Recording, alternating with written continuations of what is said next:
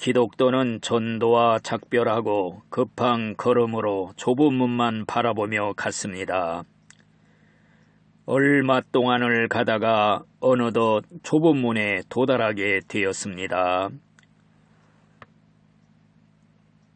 그 문 위에는 두드리라 그러면 열릴 것이니라 이런 글자가 쓰여져 있었습니다. 문을 두드리자 인자라는 사람이 나와서 물었습니다. 누구십니까? 무슨 일로 오셨습니까?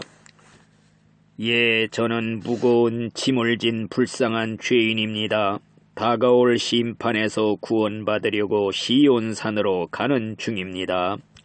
이 좁은 문을 통해야만이 그곳으로 갈 수 있다고 들었는데 저를 이곳으로 들어가게 해 주시겠습니까? 그러자 그는 진심으로 환영합니다. 들어오십시오. 그를 맞이해 드렸습니다. 기독도가 문턱에 막 들어서려 할 때에 그는 와라 기독도를 잡아 안으로 끌어들였습니다. 그러면서 하는 말이 이 문에서 조금 떨어진 곳에 성이 하나 있는데 그 성의 성주가 바로 바알세불입니다. 거기서 그와 그의 부하들이 이 문에 들어오는 사람들을 향해서 화살을 쏘고 있습니다. 자칫하면은 문 안에 들어서기도 전에 죽고 만답니다. 이 말을 들은 기독도는 저는 기쁘기도 하고 두렵고 떨리기도 합니다. 그런데 왜 혼자만 오셨습니까? 예, 이웃 사람들은 내가 깨달은 두려움을 깨닫지를 못하였기 때문입니다. 당신의 뒤를 쫓아오면서 돌아오라고 붙잡는 사람은 없었습니까? 예, 고집씨와 연약씨가 있었습니다. 고집씨는 비웃으며 돌아가고 연약씨는 내 말을 옳게 여기고 따라왔었습니다. 그런데 어째서 여기까지는 오지 않았습니까? 예, 절망소까지는 같이 왔지만 갑자기 수렁에 빠지자 연약씨는 낭망해가지고 더 갈 마음이 없으니 그 좋은 나라에는 당신 혼자 나가시오 하고는 돌아가 버렸습니다. 참으로 불쌍한 사람이군요. 작은 어려움을 당했다고 하늘의 영광을 무가치하게 버리다니. 예, 사실상 나 자신도 그 사람보다 나을 것이 하나도 없다고 생각합니다. 나도 이 길을 벗어나 죽음의 길을 갔었습니다. 저는 곁길로 갔던 주관 없는 사람이기 때문에 차라리 그 산에서 죽는 것이 나았을 것입니다. 그런 나에게 이렇게 좋은 곳에 들어올 수 있도록 허락해 주신 것이 얼마나 큰 은혜입니까?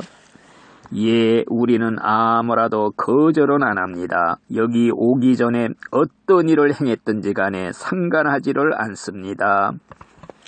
성경에서 내게 오는 자는 내가 결코 내어 쫓지 아니하리라. 주님께서 약속을 하셨습니다. 기독도씨, 나하고 잠깐 가십시다. 당신이 마땅히 가야 할 길을 가르쳐 드리겠습니다. 저 앞을 보십시오. 좁은 길이 보입니까? 그 길은 옛 조상들과 선지자들과 그리스도와 사도들에 의해서 만들어진 길입니다. 기독도가 물었습니다. 나그네가 길을 잃어버릴 만한 모퉁이나 구부러진 곳은 없습니까? 예, 거기에는 갈림길이 많지요. 구부러져 있고 넓은 길은 그릇된 길입니다. 바른 길은 곧고 좁습니다. 당신의 등에 짊어진 짐은 당신이 구원받을 곳까지만 참고 지고 가면 자연히 등에서 떨어질 것입니다. 기독도는 허리띠를 묶고 길 떠날 준비를 하였습니다. 인자씨는 기독도에게 말하기를 이 문에서 얼마쯤 가면은 효시라는 사람의 집이 있는데 그를 찾아가면 여러 가지로 훌륭한 장면들을 보여줄 것입니다. 이렇게 말해 주었습니다. 기독도는 그 사람과 작별 인사를 나누고 길을 떠나게 되었습니다. 기독도는 열심히 걸어서 효시라는 사람의 집에 도착하게 되었습니다. 문을 두드리자 주인이 나왔습니다. 저는 장망성에서 시온산으로 가는 길입니다. 이곳에 오면 도움이 될 만한 것을 보여준다는 말을 듣고 왔습니다.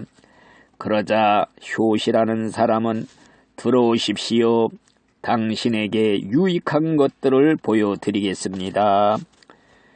그는 기독도를 데리고 어떤 비밀의 방에 도착해서 하인에게 문을 열라고 말을 했습니다.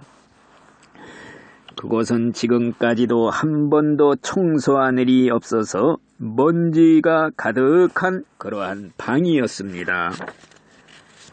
하인을 불러서 청소를 시키니까 어떻게 먼지가 많이 일어나는지 질식할 정도였습니다. 이때 옆에 서 있는 소녀에게 물을 가져다 뿌리라 이렇게 말하니 그대로 그가 행함을 때 깨끗이 청소가 되었습니다. 기독도가 효시에게 물었습니다. 이것은 도대체 무슨 뜻입니까? 그러자 효시가 대답하기를 이 방은 복음으로 깨끗함을 받지 못한 사람들의 마음을 가르치는 것입니다. 먼지는 사람의 전신을 더럽게 한 태어날 때부터의 원죄와 마음속의 부패를 가리킵니다. 그런데 처음에 쓸기를 시작한 사람은 바로 율법입니다. 그리고 물을 가져다가 뿌린 여자는 복음입니다. 처음에 청소를 시작했을 때에는 먼지가 사면에서 일어나서 당신을 질식시킬 뻔하지 않았습니까? 이 뜻은 율법이란 사람의 마음을 죄로부터 깨끗하게 하는 것이 아니고 도리어 죄의 세력을 돋구어주기 때문에 율법으로는 죄를 정복할 능력이 없다는 것을 가르치는 것입니다.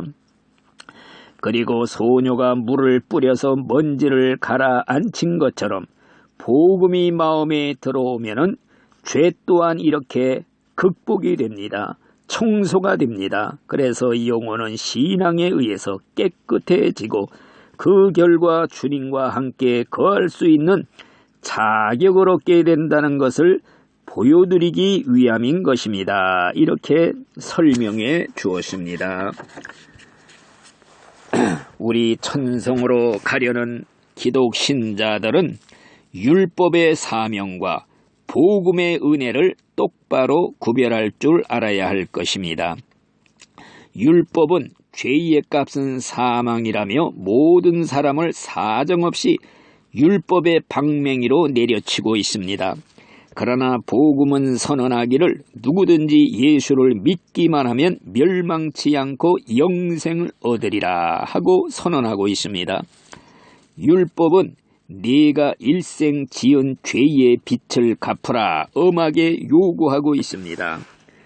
그러나 복음은 네가 빚을 갚을 능력이 없으니 내가 빚을 다 탕감해 주리라 선언하고 있는 것입니다. 또한 율법은 인간이 하나님을 찾아가 스스로의 힘으로 구원을 얻어 보려는 것이라면은 복음은 하나님께서 구원을 가지고 인간을 찾아와서 선물로 주신다는 것입니다. 율법은 인간이 무엇을 행함으로써 구원을 얻어 보려는 것이라면은 복음은 하나님께서 인간의 구원을 위해서 행하신 모든 일들을 감사함으로 받기만 하면 된다는 것입니다. 아멘, 할렐루야.